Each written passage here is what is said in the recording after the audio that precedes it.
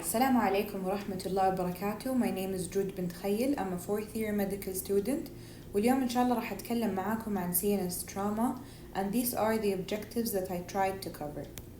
أول شيء عندنا definition. What is CNS trauma? It's basically any injury that is applied to brain or spinal cord by external force that can cause cerebral dysfunction. طبعا depending on the severity. It can be from mild to severe to even lethal. بعد كذا عندي Epidemiology, mechanism and types. I can classify CNS trauma into closed or open injuries. Closed احنا هنا نتكلم عن الديورا ماتر. إذا الديورا is intact, this is closed injury. If the dura is injured وصار عندي exposure للcranial content of to the environment زي مثلا عندي بالfractures, this is an open injury. Okay. طبعا ال CNS trauma can be caused by a lot of يعني mechanisms, ولكن most commonly it's for falls, being struck like in fights, vehicle collisions اللي هي يعني accidents أو intentional self-harm. Men are more prone to get injured يعني on the head than women. ليش؟ لأنه men get يعني tend to be more violent. They participate in violent sports more than women. برضو motor vehicle accidents يعني تحصل معاهم أكثر. And half of the deaths that occur for CNS trauma لو كان الشخص بيموت منها فراح يموت in the first few hours لأن CNS is a very sensitive يعني organ أو system they die يعني immediately. ما يكون في شيء يعني that we can save. طيب لما يجيني البيشنت عنده CNS trauma what I have to focus on أول شيء location. Is it anterior, posterior, and the base of the skull. هذا يدلني على مكان الانجري and the brain. برضو type of injury. Is it direct أو penetrating أو indirect and closed زي مثلا blunt injuries. راح نشوفها بعد شوي أوضح. السيفيريتي طبعا السيفيريتي can be assessed مثلا لو كان عندي fractures, لو كان عندي bleeding. برضو I can assess the severity most importantly by the GCS. Okay, and I'm sure you already know the Goslow-Coma scale. It's very important to assess it at first. أول ما يجي patient in emergency case we usually يعني assess them بالبداية. طيب الميكانيزم عندي زي ما قلنا blunt أو penetrating. إيش معناتها؟ penetrating لما أنا يعني أخترق التشو يكون في dysfunction in the tissue. Okay, سواء in stabbing, gunshot, أي شيء يعني يكون في عندي contact مع sharp objects. أما بالنسبة للبلانت فراح يكون عندي يعني أكثر شيء واضح عندي مثلا falls إن أحد يخبط في شيء راح يأثر، راح يكون عندي injury inside، ممكن يسبب برضو نزيف، يسبب كل شيء، ولكن التشو itself is intact ما يعني nothing got through the tissue. اوكي فعندي مثال عليها مثلا motor vehicle. لو مثلا patient in a motor vehicle خبط في الكرسي اللي قدامه on their head, this is only blunt injury. بس لو مثلا خبط في قزاز وانكسر القزاز دخل جوا راسه, this is a penetrating injury. Okay, moving forward to blunt injuries, two very common things that are associated with blunt injuries are concussion and contusion. Concussion بالعربي عندنا اللي هو الارتجاج.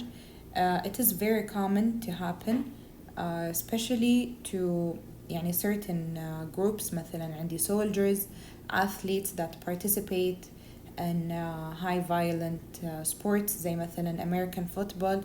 كثير يكون عندهم حالات الكونكشن وتكون recurrent, ما يجيهم حتى غالبا مرة واحدة, يجيهم كثير. الكونكشن is a mild brain injury, ولكن راح يكون بالبداية مثلا ممكن يكون associated مع amnesia, convulsion, disturbed consciousness أو disturbed behaviors. يكون عندهم أشياء زي كذا, ولكن the key is it's only transient and there isn't any anatomical evidence of the injury. يعني تشوفين في imaging، تشوفين في أشياء ثانية، يعني ما يكون عندك evidence of a injury.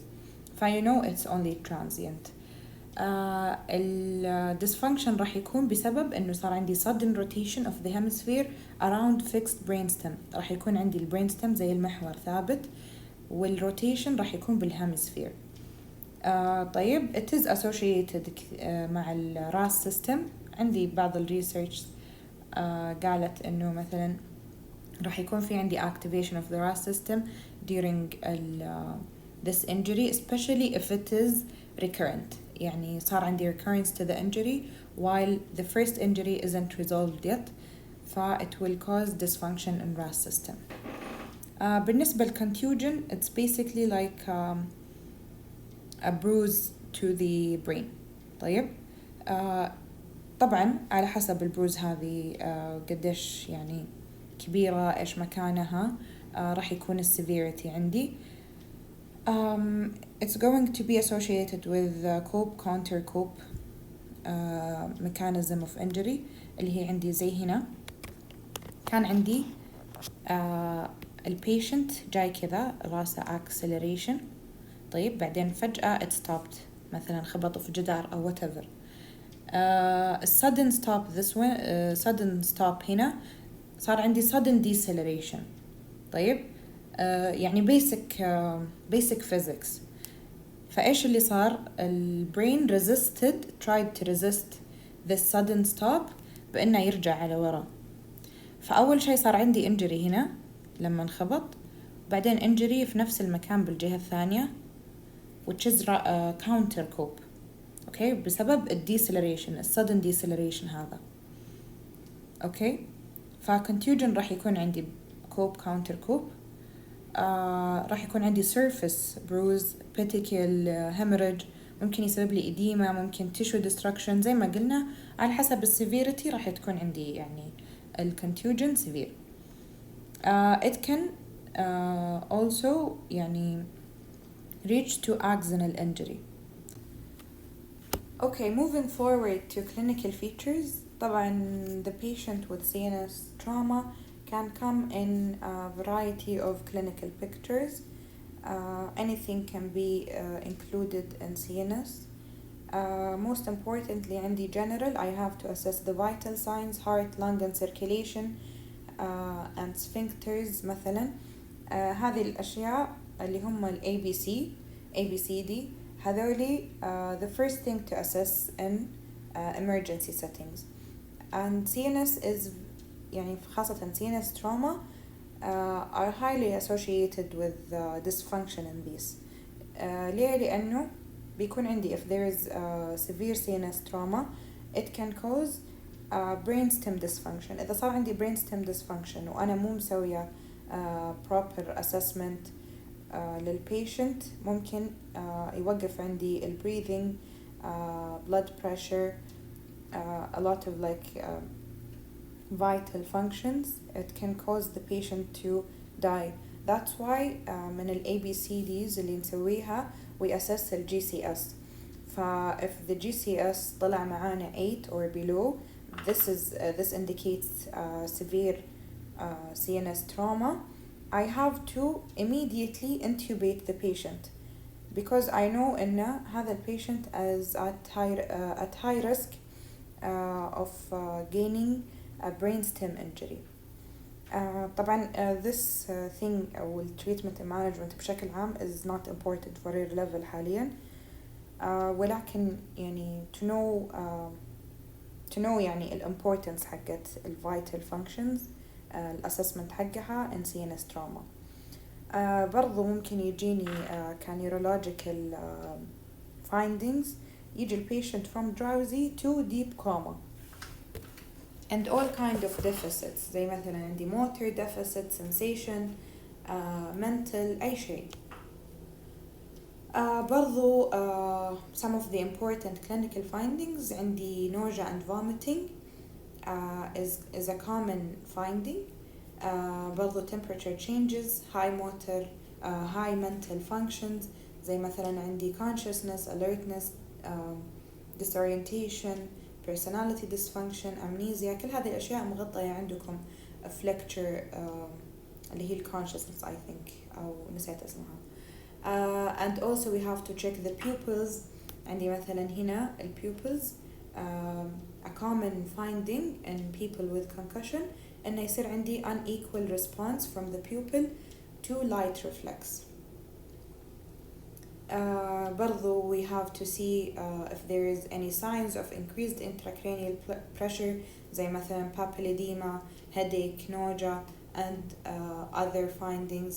برضو عندي decortication and decerebration. I'm not sure إذا هي مرة مهمة عندكم أو لا. ولكن basically في decortication راح يجيني ال patient عنده flexion to the upper limbs and extension to the lower limbs. بينما في decerebration راح يكون عندي فقط extension. اوكي. بالنسبة لل skull fractures, ال basilar skull fractures راح تجيني in either one of these signs. ممكن أكثر من واحدة منهم اللي هي عندي ال battle sign, raccoon sign and CSF leak. Battle sign is more commonly associated with posterior basilar skull fractures وراح تجيني associated with auditory canal fracture وراح يطلع لي عندي ecchymosis في الماستويد bone. الراكون sign من اسمها it's in the orbital area فعندي orbital fracture and it is associated with anterior basilar skull fracture. CSF leak basically مع ال basilar skull fracture راح يكون عندي disruption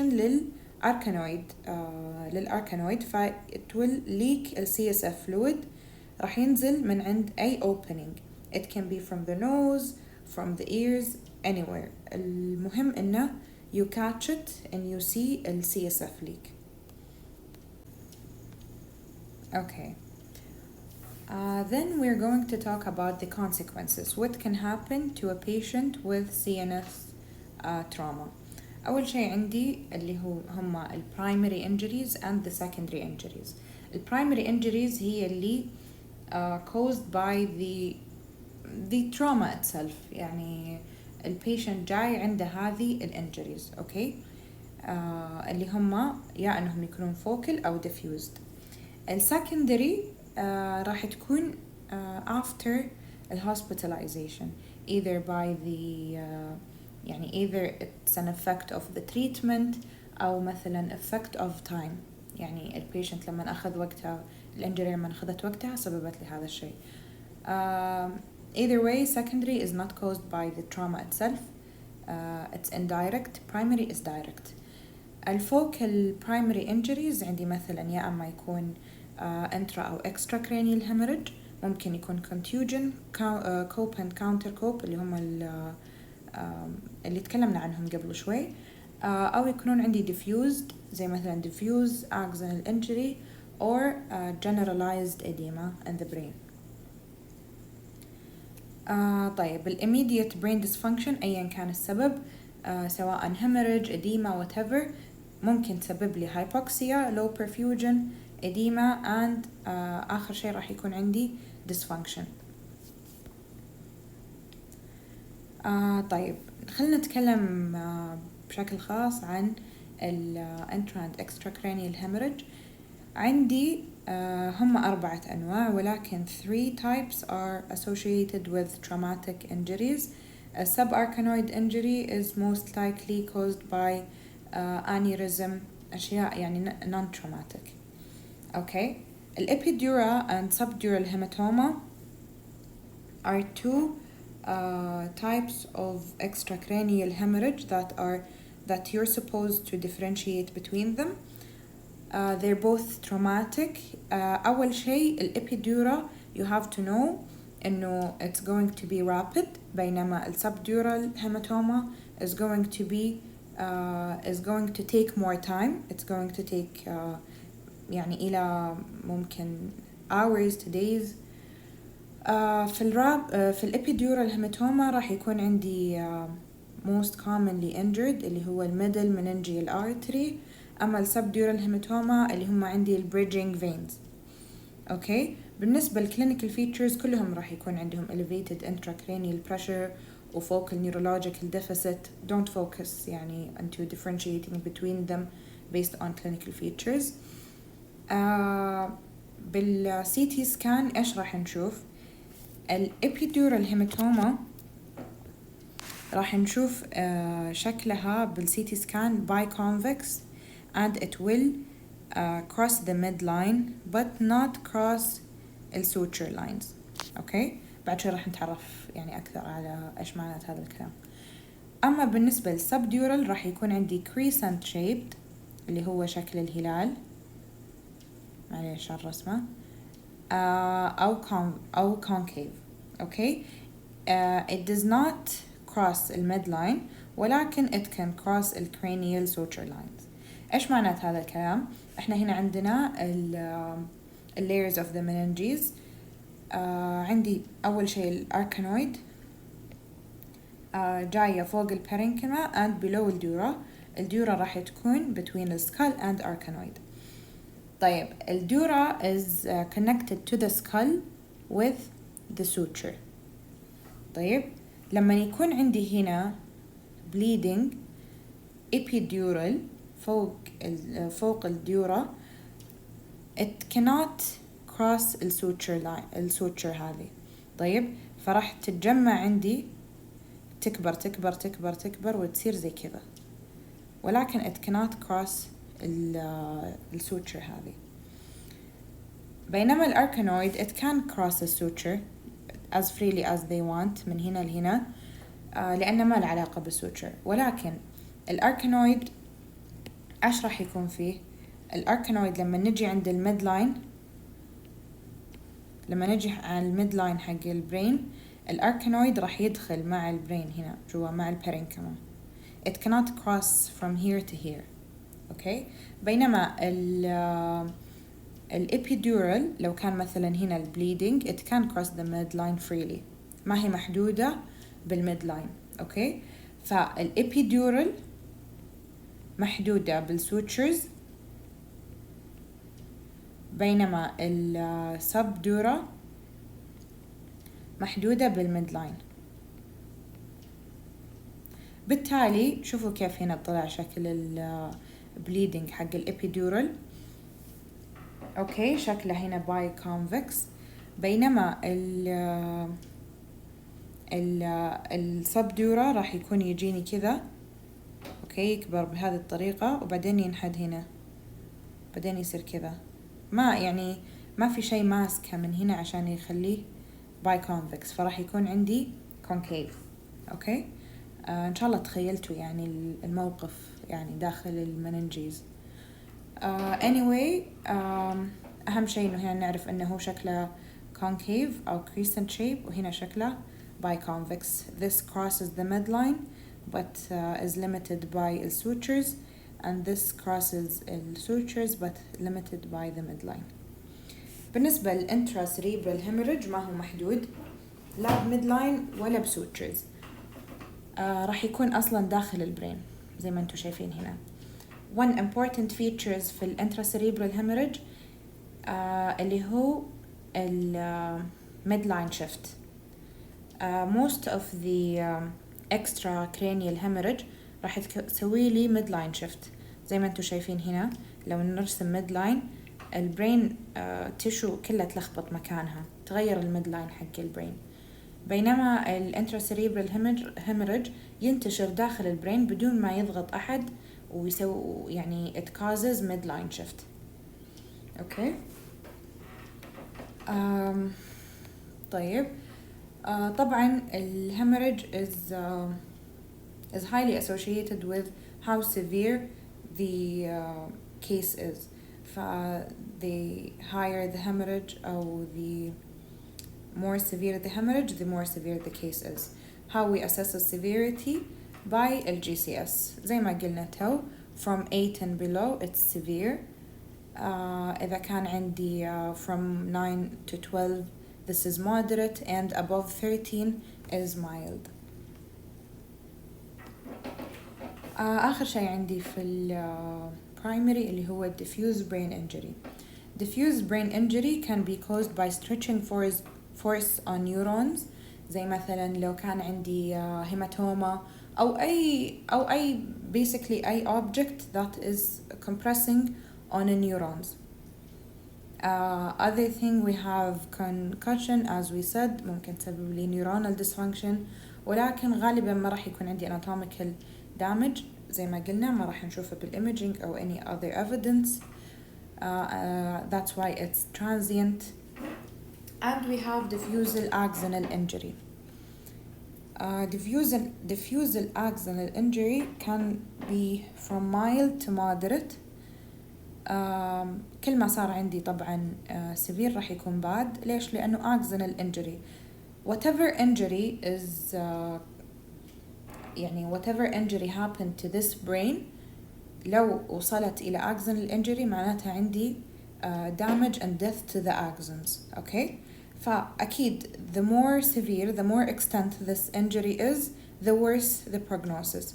ولو وصل عندي to brainstem وصار عندي diffuse axonal injury في brainstem, the patient can become in a vegetative state اللي هو يعني زي brain dead. Okay? The last concept that we're going to discuss is secondary injuries.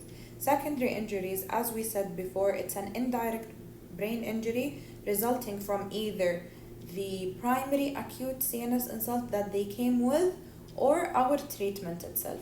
That's why we have to keep the patient and monitor after, even after the injury, the primary injury has resolved or we treated it أو حتى ما كان عندي obvious injury في البداية.